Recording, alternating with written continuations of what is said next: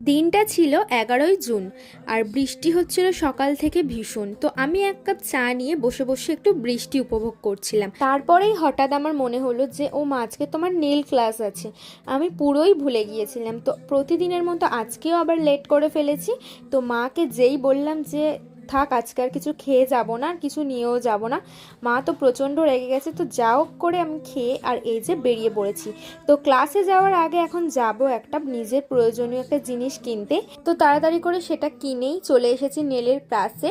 আর আজকে আমাদের একটা ডেমো দিয়েছিল, ভীষণ একটা ইউনিক ডেমো ছিল। তো আমরা মনোযোগ সহকারে দেখছিলাম।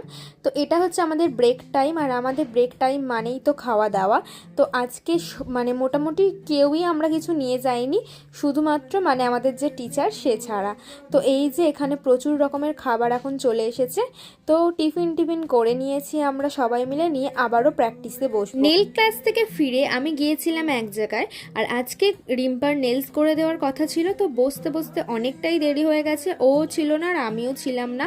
তো অনেক রাতে বসেছি, আর এখন বাজে তো প্রায় 1:45 মতো। তো এখনও নেলস চলছে। তো তারপরে ওর নেলসটা দেখে ওর বোনেরও খুব পছন্দ হয়ে যায়। তো ওর বোনও বলে যে আমাকেও করে দিতে হবে। তো এই যে এটা ছিল রিম্পার নেলসটা, আর এটা ছিল ওর বোনের নেলসটা।